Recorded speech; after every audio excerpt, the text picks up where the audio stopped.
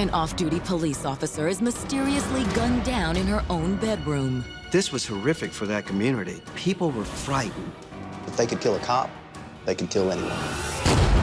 Detectives wonder if her death might be an act of retaliation. We always worried about Crystal's safety. It's a dangerous job. You are pissing off a lot of people.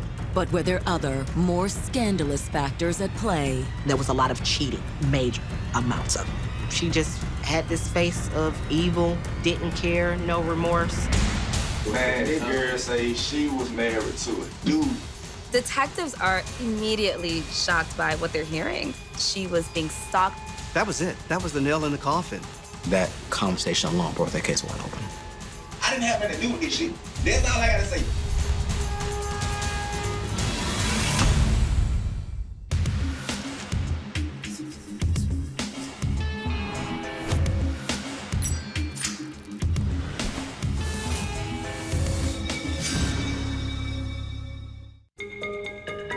July 7th, 2013, College Park, Georgia.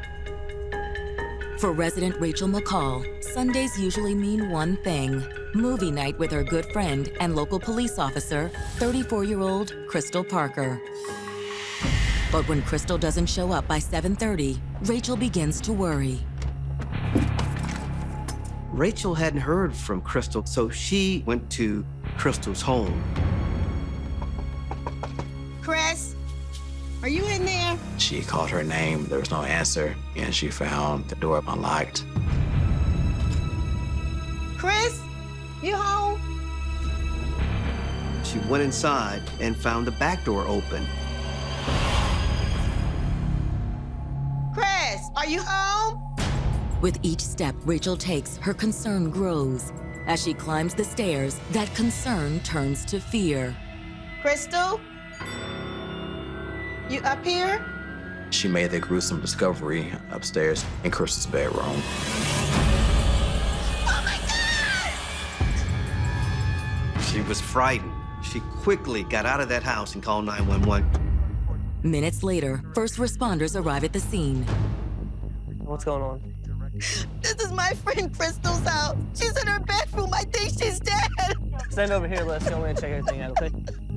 What Fulton County law enforcement doesn't realize is that this is the home of a fellow officer. Police department! Great. Inside, they find the body of East Point, Georgia police officer Crystal Parker. Crystal actually worked in East Point, but she lived in College Park. She was a training officer, and she had a gunshot wound to the back of her head. It was obviously a priority case. Because it was a fellow officer, it took a toll on each of us working the case. But as police grapple with the loss of one of their own, questions about Crystal's personal life will slowly emerge. Questions of love, fidelity, conspiracy, and murder. Only thing I need to say is, I ain't got nothing to do with this shit. I ain't know this bitch crazy. Born in 1978, Crystal Parker grew up in Central Florida, along with her twin brother Chris and their two siblings. So around the age of 3 or 4, my mom and dad got divorced. After the divorce, Crystal's mom moved to Atlanta. Life was a little rough growing up, you know. My dad, single parent, raising 4 kids by himself. But, I mean, we all made it through it. Turned out pretty good. Crystal was no exception. Outgoing, smart, and physically gifted, Crystal was a standout athlete in high school. She played basketball, softball, ran cross-country track, and did the pole ball event. Crystal was very social. She had a lot of friends, and any sport she played, she excelled at it. She got a scholarship to Liberty University to play basketball. But shortly before her high school graduation, Crystal's health took a turn for the worse. She was just feeling real sick. So after a couple of days, she was hanging out with one of our other friends, and she was like, I think you have lupus. A few days later, doctors confirmed the diagnosis. They explained to my dad they're gonna have to remove her spleen. She had to go through like chemotherapy, blood platelet transfusions. Lupus breaks the person down so they just can't move. They get tired and they have joint issues, lots of pains. It tears away at the body from inside, saps your strength away. Definitely affected her a lot. And there's like no more playing sports or anything like that. Shortly after high school graduation, Crystal shared a revelation with friends and family. She came out officially around September of '97. With a new outlook on life, Crystal wasn't going to let lupus deter her from her bright future. Crystal took some time off to work on getting her health back in order before pursuing her next career. Around 2004, she decided to join the police academy. Crystal was a very hard worker. She wanted to reach out to the community and let the community know, hey, I'm a police officer. I'm here if you need me. She was just a go-getter. She did what she had to do, and she worked hard at it. Once she graduated from the police academy, she was hired on by the East Point Police Department. And from there, she settled in the Atlanta area. She loved East Point, and she wanted to make it a better place. She was the epitome of a police officer. As her career was taking off in the East Point suburbs, Crystal also began to thrive in Atlanta's vibrant LGBT community. When it comes to the Atlanta LGBT community, it is awesome. The LGBT community here in Atlanta is one of the largest in the country.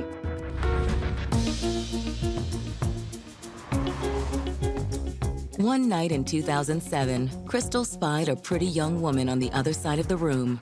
Her name was Danielle Dixon. You see that girl over there? I see. She said when she looked at her, she told her friend, "That's mine. She's gonna be my girlfriend." She walked over and introduced herself. Hey, Hi, I'm Crystal. Danielle. Yeah, nice to meet you. Nice to meet you too. They spent the rest of the evening just talking to each other. I've been on the force for about 4.5 years. Wow, I just really love helping people. that's amazing. It means you have a good heart. 4 years younger than Crystal, Danielle was raised in Atlanta by a single mom. When Danielle was younger, she was very overweight. But when she got in high school, she lost a lot of the weight. She had gone through a very big weight loss, and people were paying attention to her because she did have an hourglass shape. By the time she met Crystal, Danielle had become this beautiful, vivacious woman. The connection between Crystal and Danielle was immediate. Crystal told me it was like everything else went dark and light just went on D. Danielle did give you that kind of damsel in distress kind of feel that you could be, the alpha and that you were coming in to save. Their interaction with each other was very romantical, lovey-dovey, public affection, that type of thing. Within a matter of just a few weeks, Crystal invited Danielle to move in with her. It was easy to see that this relationship was going somewhere, and it was going somewhere fast. This relationship was flourishing to the point where even though same-sex marriage was illegal in Georgia, Danielle and Crystal decided to participate in a civil union here in Atlanta. Their civil union was done at Atlanta Pride. I know that the concept of taking on the Parker name was a big deal for Danielle. Within Atlanta's thriving LGBT community, Crystal and Danielle cut quite the figure. You have this police officer and this nurse living in this household. You have a power couple, and that's what Crystal wanted. By 2012, life never looked better for these young lovers, both personally and professionally. Crystal was slated to get a promotion to sergeant. She had a very promising career ahead of her. She was working her way up in the ranks. Danielle was in school to be a nurse. Crystal Parker was so well regarded as an officer with the East Point Police Department that she won Officer of the Year over a 3-year period, 3 times. Not 1 time, not 2 times, but she won it 3 times. Crystal loved entertaining people. Danielle loved entertaining people, so they would have get-togethers at their home. They would alternate who would cook and who wouldn't and see who would be the best. They started establishing that connection of a married couple. Which is why now, less than a year later, Crystal's brutal death seems all the more tragic. We were all wondering who could do this to this wonderful person. As investigators begin combing through the crime scene, they will soon realize there are no easy answers to that question. If somebody can kill a police officer in her home, they're concerned about who's next. There's a killer on the loose.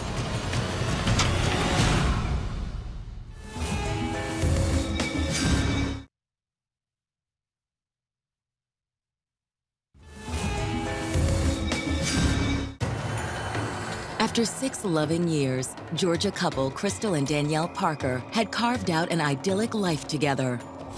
But in the evening hours of July 7th, 2013, Crystal was found shot to death inside her and Danielle's College Park home by longtime friend Rachel McCall.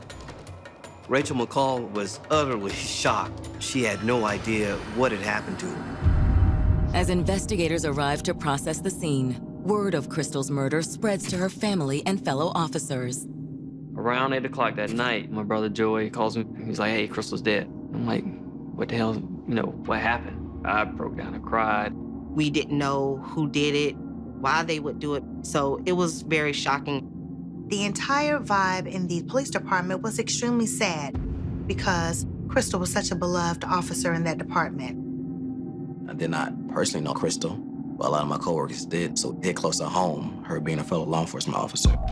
The Fulton County PD's homicide unit immediately begins looking for Crystal's wife, Danielle Parker. They had to wonder where Danielle was. They were very concerned. With Danielle's phone going straight to voicemail, detectives know that time is of the essence. Their first step is to document the scene in as much detail as possible. We have a crime scene text out there. They, in essence, freeze the crime scene in time. They take pictures, videos. Crystal was face down, and she had a bullet in the back of her head. She was wearing only a nightshirt, and there was a large blood stain on the bed and the pillow where her head was. Detectives searched the room but didn't find a shell casing, which suggests that the murder weapon was either a revolver or the suspect took the casing with him. On the chair at the foot of the bed, detectives find a police officer's duty gun belt, which contains what appears to be Crystal's service weapon. Glock 22. Looks like it's loaded. Maybe it's the murder weapon. Maybe. Let's bag it and get it to the lab. With the potential murder weapon being processed, detectives turn their attention to Crystal's body. Detectives knew right away that this wasn't a suicide because her gun was in the holster and she was shot in the back of the head. Crystal is found on July 7th, but it is apparent from her decomposition that she'd likely been there for a while, maybe a couple of days.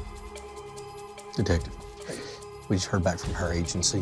When investigators contact Crystal's colleagues at the East Point Police Department, they learn her last work shift was the night of July 3rd.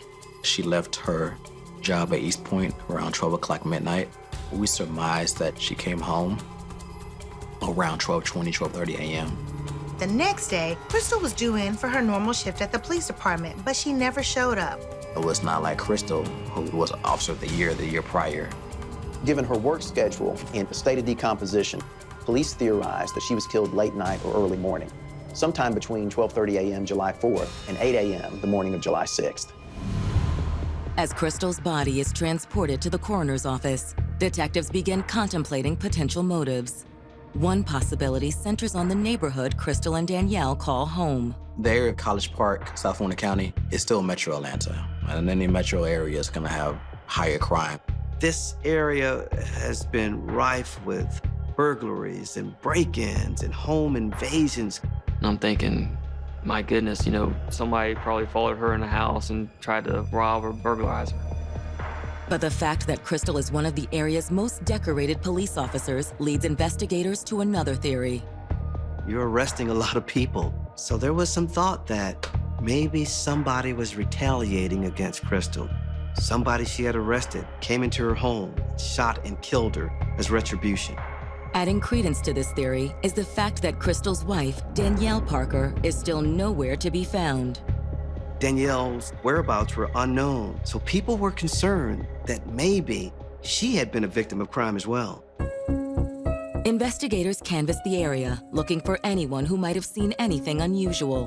When we spoke to the neighbors in her subdivision, they were in disbelief. They couldn't believe it could happen in their street, in their neighborhood. Nobody kills a police officer like that. You can imagine what that does to everybody else. It pierces this idea that we're safe with a police officer here. If it can happen to a police officer, it could happen to us. None of Crystal's neighbors recall seeing anything out of the ordinary. That is, until detectives speak with 40-year-old Carl Thomas. Yes, sir, can I help you? We're just out doing some investigating around the neighborhood. Just wanted to know if you've seen anything suspicious lately. Well, actually, a couple of days ago, there was a strange car that I'd never seen in the neighborhood before. Where was it parked at? Right over there in front of the police officer's house. This neighbor says that a black female that he didn't recognize was behind the wheel of the suspicious car. said someone sitting inside. What was she doing? Well, actually, she was just sitting there. You know, I watched her for a little while. The neighbor says that at one point, the woman turned around and appeared to notice him. She must have seen me looking at her because all of a sudden she got this real nervous look on her face. She started the car up and she just like took off really fast. He made a point to record the plate number of the vehicle and was able to give that information to investigators. Investigators can't believe their good fortune. But will this license plate number lead them to their killer or simply down a blind alley? This was a bizarre case. Very bizarre. A lot of twists and turns here. Nothing about this case was ordinary. Soon, another name would emerge in this investigation that would take it in a whole other direction.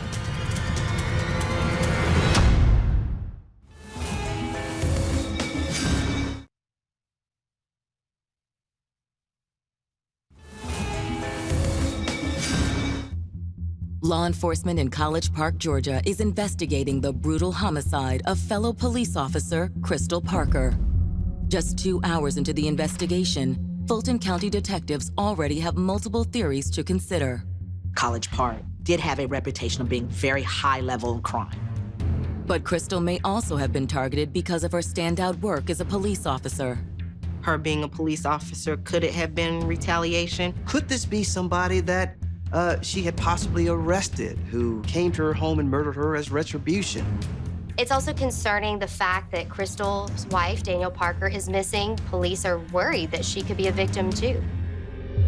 After canvassing the neighborhood, detectives have unearthed a witness. 40-year-old Carl Thomas claims to have seen an unidentified African-American woman staking out Crystal's house around the time police believe she was murdered. Thank you so much for your time. If you come across anything else, please give us a call. Detectives run the plate and they figure out that the car belongs to a woman named Karen Andrews. Does Karen Andrews know Crystal Parker? Are they friends? Are they enemies? What is the relationship? After running a background check, detectives discover that Karen Andrews lives less than a mile from Crystal and Danielle. They knew they had to speak with her immediately. Excuse us. Hey, good evening, ma'am. How you doing? You mind if we ask you a couple questions? Sure. Are you Karen Andrews? Yes, I am. She tells them she does own a four-door sedan that generally matches the description provided by Carl Thomas. Then they started asking her about Crystal. Do you know Crystal Parker? No. You sure? Yeah, I'd never seen her before. I don't know who that is. Were you parked in front of her house on the 4th? Karen provided a simple explanation. She was there waiting to pick up her niece who was getting off of the bus. I didn't want her to be coming home by herself. I didn't exactly know whose house I was in front of. The bus stop happened to be near Crystal's home. And that guy, he was really strange, so I did speed off. He kept staring at me, looking at me weird. After the detectives question Karen, they're able to confirm her story. She was quickly eliminated from any suspicion of foul play. If you hear any information about her or what happened or anything, please give us a call. Okay, yes, I will. You have a good evening. All right, you too. With a once promising lead gone by the wayside, detectives shift their focus to finding Crystal's wife, Danielle. They hadn't been able to track her down, but luckily some of Crystal and Danielle's friends were able to make contact with her via social media. I reached out to her through Facebook Messenger. She was very distraught. She was just so heartbroken. Detectives are relieved Danielle is alive, but they need to speak to her. The next morning, they bring Danielle in for questioning. Danielle was in shock. She couldn't believe that such a horrible tragedy had happened to the woman that she loved. It's just feel that fucking life. I keep looking, every time my phone rings, I'm looking at like, her number's gonna pop up. Detectives ask Danielle to describe her and Crystal's relationship. Danielle says that despite outward appearances, lately the couple had been having trouble. What are you doing? What does it look like? Danielle, have you been out of the house today? Briefly. Have you looked for a job? What's going on with school? Have you been to school all week? It's spring break. You messed my game up. Danielle told investigators that after 6 years of her being with Crystal, their relationship had grown strained.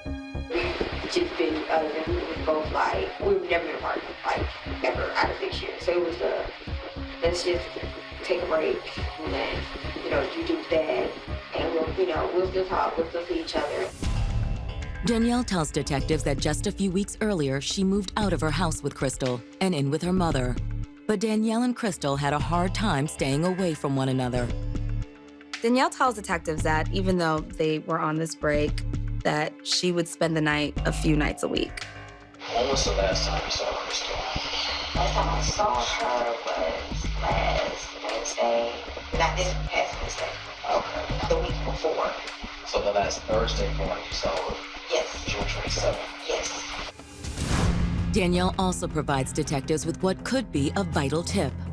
A couple weeks prior to Crystal's murder, someone broke into her home. This was after Danielle moved out of their house.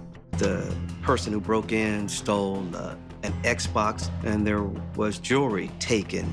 She's like, that's all I some teenagers.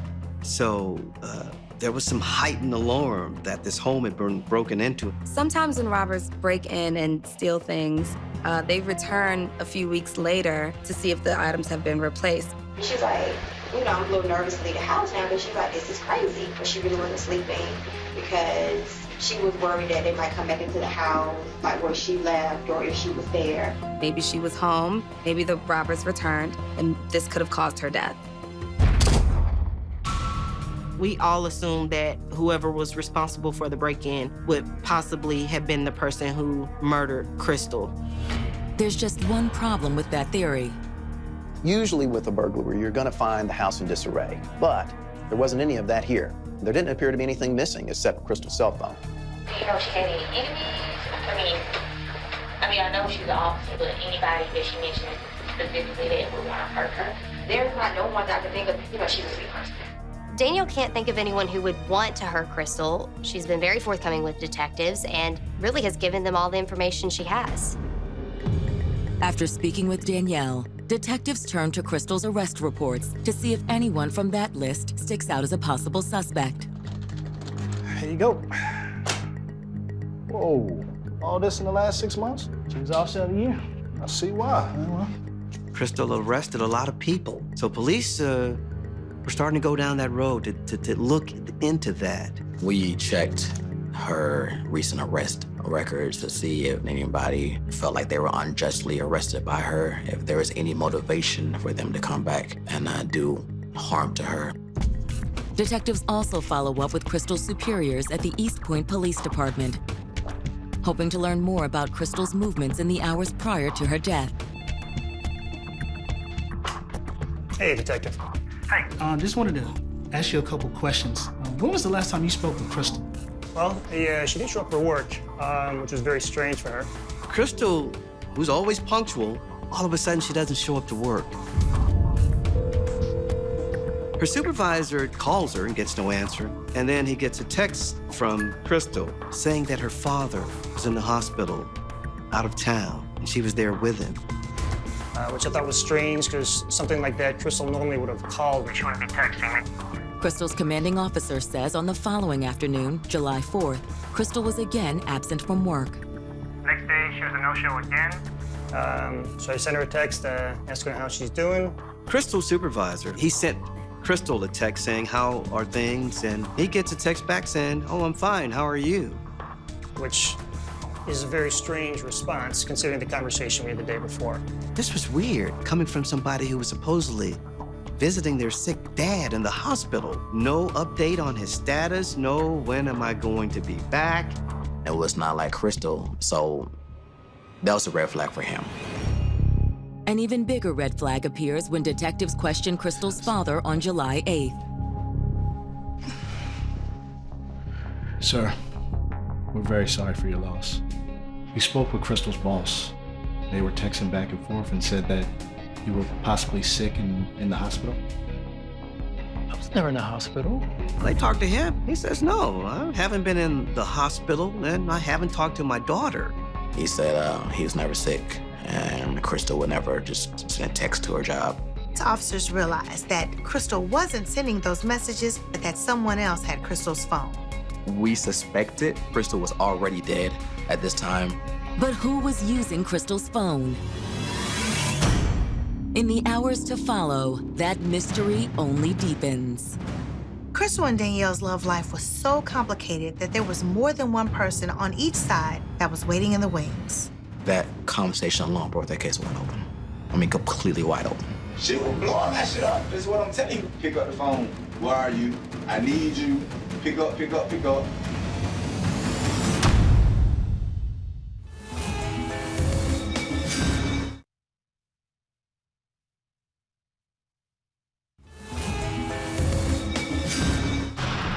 It's been 24 hours since police officer Crystal Parker was found shot to death inside her College Park, Georgia home. Officers realized that someone took Crystal's phone immediately after killing her and began to communicate after that. Her direct supervisor received a text from Crystal's phone after she failed to show up to work. And the text was something to the effect that her father was sick, that's why she's out of work. Our dad was like, I wasn't in no hospital. Where y'all getting that from? With the whereabouts of the cell phone unknown, detectives are faced with another daunting challenge. The only lead they have really that's concrete at this point is Crystal's mountain of arrest reports. So they're looking for a potential suspect who might have attacked Crystal as payback for arresting them. Investigators wanted to know, had she been a part of any investigation or some sort of big crime arrest that would have made people mad at her? It's just a dangerous job. I mean, you are pissing off a lot of people. You're arresting a lot of people, and they don't like you. You know, they don't want you around. Maybe they found out where she lived and they wanted retribution against her. But the detectives don't find anything that is truly compelling. They find people that are still in jail or they've committed minor infractions that wouldn't amount to someone really wanting to commit this crime. As for the break-in at Crystal's house 2 weeks before the murder, that also looks like a dead end. In regards to the burglary and to the homicide, we looked at everything. But at that initial point in time, we cannot tie in the burglary to the homicide. The next day, the Fulton County Medical Examiner's Office reports that Crystal's autopsy has been completed. Ringing. Hello? Hey, what you got? Really? All right, we're on our way to come check it out. The autopsy revealed it was a smaller caliber weapon that she was killed with. It was a .38 caliber. Crystal's service weapon was a .40 caliber handgun. So the gun recovered in the bedroom was not the murder weapon. Back at square one, investigators decide to look deeper into Crystal's private life. I just want to thank you guys for taking the time to speak with us today. Detectives turn to Crystal's friends and family for more information, and what they're about to learn spins the case in an entirely different direction. There started to be some issues with Danielle closer to the murder time period. The relationship that started getting on a little bit of a rocky situation. It was a good relationship in the beginning, but things just kind of went south. Went south in what way? Danielle was taking advantage of Crystal, and she had been doing it for years. In the beginning, their relationship was amazing. It was passionate, but as time went on, there were traits that Crystal didn't like so much about Danielle. Danielle would spend a lot of money and Crystal would have to work extra hard to make that up, you know, because Danielle was not working.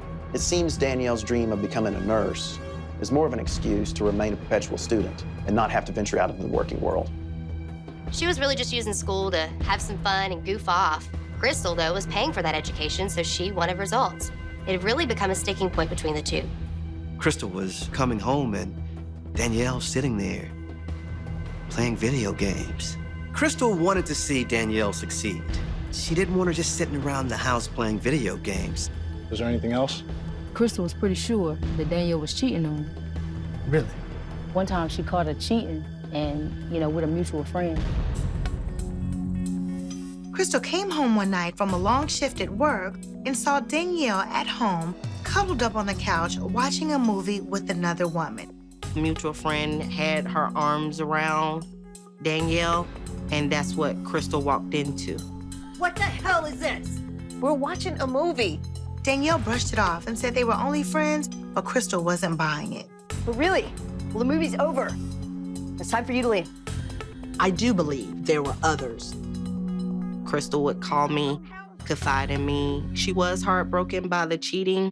There was a lot of cheating on Danielle's part, major amounts of it. The fact that Danielle was straying, seeing other people, especially when she's providing her with a roof over her head. That was too much to handle. She was fed up, and she just told Danielle that she had to get out. Okay, when was this? It was a couple of months ago, and Danielle was trying to win her back ever since. But friends say that even after Crystal kicked Danielle out of their home, the two still stayed in touch. Danielle always tried to win Crystal's affection. Crystal gave her the ultimatum, and then they would, like I said, kiss and make up again. Crystal was the type of person that she gave Danielle chances. Friends state that just when it seemed Crystal and Danielle were about to reconcile, Crystal reconnected with an old high school friend named Ellen Michaels. Crystal and Ellen had only been friends in high school, but as they communicated on Facebook, their messages and relationship began to develop and actually became rather flirtatious. This was a new relationship, new hope. So all the things that Crystal felt hadn't worked with Danielle, she was hoping they would work with this new love. Detectives wonder if Crystal's death was a byproduct of this new relationship. How did Ellen feel that Crystal and Danielle were still in touch? Could Ellen have been so jealous of Crystal and Danielle's relationship? Police had to find out what Ellen's state of mind was. If you guys come across any more information, please give us a call. Don't hesitate to contact us, all right? Sure. Following their new lead, detectives reach out to Crystal's high school pal turned potential lover, Ellen Michaels. Thank you so much for driving up to speak with us today. We're very sorry for your loss. Ellen still lived in Florida. I spoke with her on the phone. She came up to Atlanta immediately. She wanted to help us out any way she could. When did you guys first meet? In high school. Okay. Did you stay in touch after that? No, not really. I reached out to her on Facebook, and we found out we had a lot in common. Crystal and Ellen's relationship developed to the point where Crystal arranged for a visit to see Ellen in person in Florida. When was the last time you saw her? Just last week. She drove down from Atlanta. Was everything okay after she left? Well, not exactly. Ellen tells detectives about an unusual incident that took place their last night together in Florida. Her ex just kept texting her over and over. Crystal began receiving calls from Danielle, asking her to call her, texting her over and over, and making a very uncomfortable situation. So how have you been? I've been good.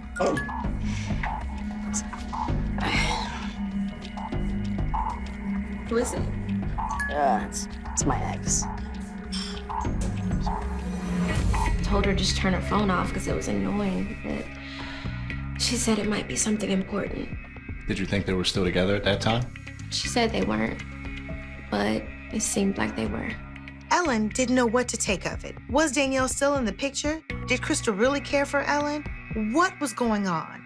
Detectives are now starting to look at Ellen to see if maybe Ellen could have been angered by the fact that Crystal was still in contact with Danielle. They asked her where she was on July 3rd and 4th, and she says she's at home in Florida. Detectives are able to confirm Ellen's alibi. But that's when Ellen reveals another unusual incident. On July 4th, Ellen received a string of bizarre text messages from Crystal.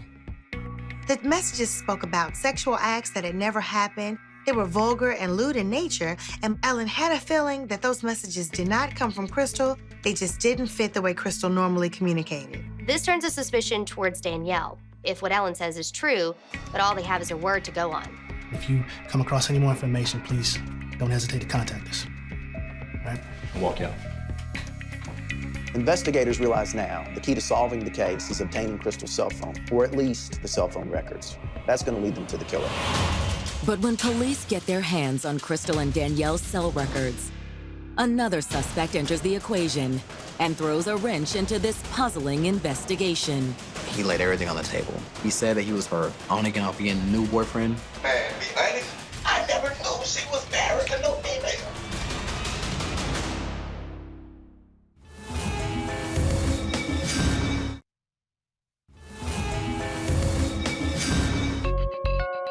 During their investigation into the murder of police officer Crystal Parker, detectives in Atlanta have learned that Crystal's relationship with her wife, Danielle, was teeming with problems. Danielle had been cheating on Crystal, and Crystal eventually put Danielle out of their home. Crystal did meet someone else and had started a new relationship. Hey, man, I got Danielle's phone records. When detectives finally get their hands on Crystal and Danielle's cell phone records, one number in Danielle's records stands out. You keep seeing the same number popping up? They discovered that she had been speaking to a person named Craig Hudson around the time of Crystal's murder. I knew the number was a significant point of interest. Investigators immediately contact Craig Hudson, and he agrees to come down to the station for questioning. Let's get right into it. You know Danielle Parker? Yes, I know Danielle Parker. But no one is prepared for what Craig says next. He said that he was on-again, off-again boyfriend of Danielle. They had known each other for a few weeks and they had met through mutual friends.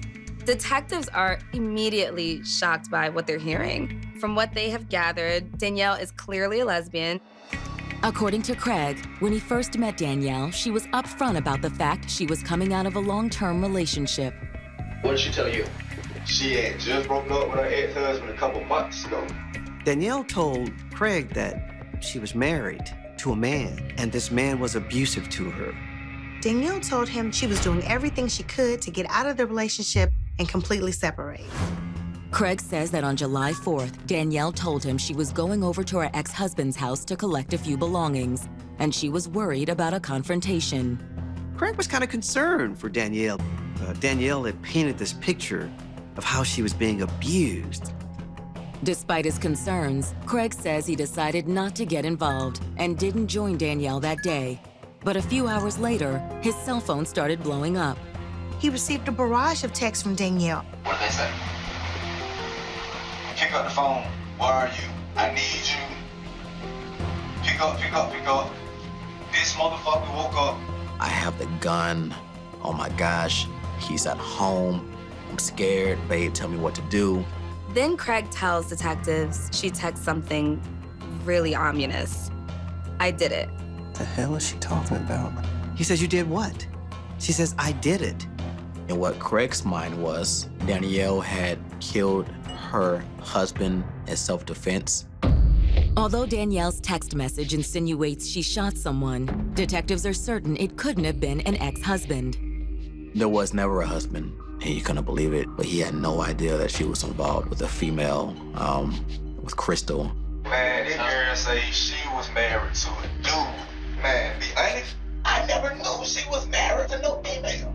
To detectives, it's becoming clear that Danielle was likely involved in Crystal's shooting. The text messages played out like a book. It's hard to tell if it's premeditated or self-defense, if the claims of abuse are to be believed. They also wonder if Craig could still somehow be involved in Crystal's death. Detectives had to look at him and wonder what was his role. Did he participate in the murder? Before the fact or after the fact or during the fact? Only thing I need to say is, I ain't got nothing to do with this shit. I ain't know this is crazy. Police check his phone records and they don't see any indication that he had been anywhere near Crystal's house that day. But the same can't be said for Danielle's phone. Danielle told detectives she hadn't seen Crystal since June 27th. However, when they investigated and they looked through the call logs, it was evident she was at Crystal's home on July 3rd, one day before she did not report to work. Those same records also showed that after July 4th, the day Crystal failed to report to work, her phone and Danielle's phone continually pinged off the same towers. I think we just found enough for a warrant. Let's go. Let's go. We were able to track both phones together, going on a major interstate in Atlanta. Crystal was already dead at this time. Detectives believed that Danielle had been using Crystal's phone. The cell phone records showed the texts to the supervisor originated from Danielle's mother's home. On July 9th, detectives obtain a warrant to search the home where Danielle is living. What secrets would they find inside? And would it be enough to put Danielle behind bars for the murder of her wife? This is the one that used to call you wifey. This is how she was found.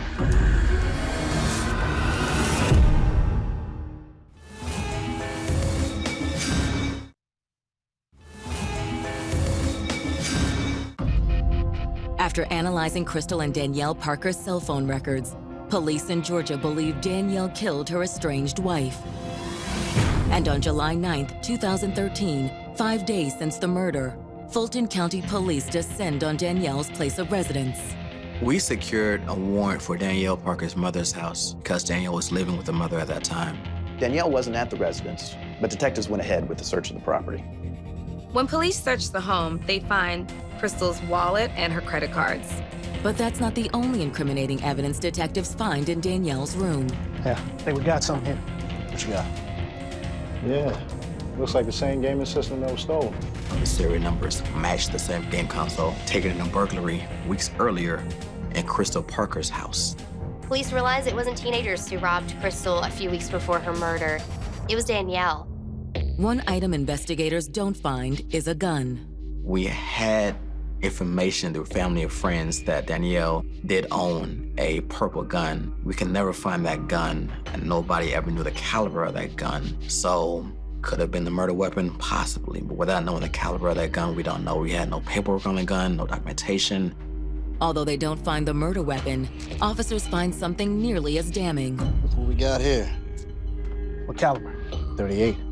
The autopsy report revealed that Crystal Parker had been shot once in the head with a 38 caliber bullet. Within the hour, detectives track Danielle down and bring her in for a second interview.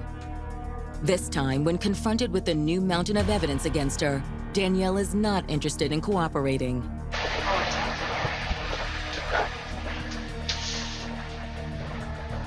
Thank you. Continue to drink your water, right? She said she didn't want to talk. Can't make anybody talk when she asks for a lawyer. That evening, police charged Danielle with the murder of Crystal Parker.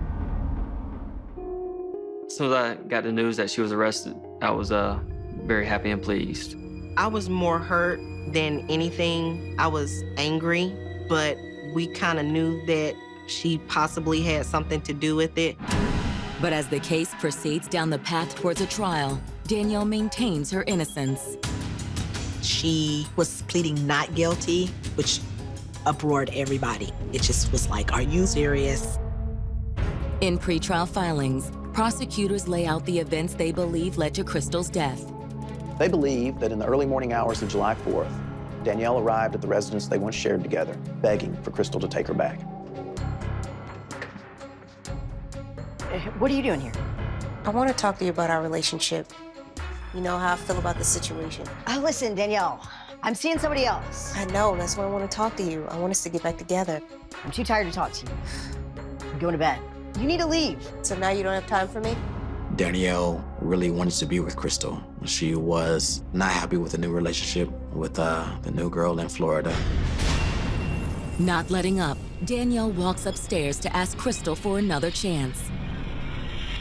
But once upstairs, prosecutors allege she overhears a phone call between Crystal and her new girlfriend, Ellen Michaels, that dashes her hopes for reconciliation.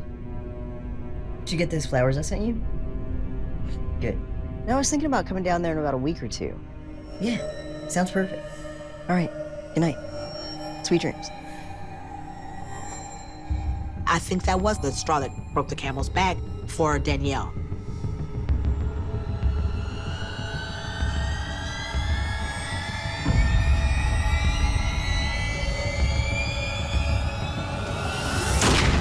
Prosecutors believe after the murder that Danielle was texting Craig, trying to cover her tracks and get his sympathy. She then took Crystal's cell phone and left. She uses the phone later that day to text Crystal's supervisor, trying to give the illusion that Crystal's still alive. Despite the state's assertions, Danielle remains steadfast in her innocence, up until the moment her trial begins. They had just called the jury. Courtroom was packed. I was there ready to go. And the 11th hour, she took a plea. Danielle pleaded guilty to murder, felony murder, aggravated assault, and felony possession of a weapon. She got life in prison, plus 5 years. She never apologized. She never fully admitted that she killed Crystal. To me, she never showed any remorse. She never once turned around to address us as family and say, I'm sorry. As for Crystal Parker, her memory continues to live in the hearts of her family, friends, and fellow police officers. She was always willing to help somebody out. She helped the community. She absolutely adored what she did. Crystal Parker was needed. She was needed to be on this earth, to be with us, to teach us how to help each other, how to be a part of a better community.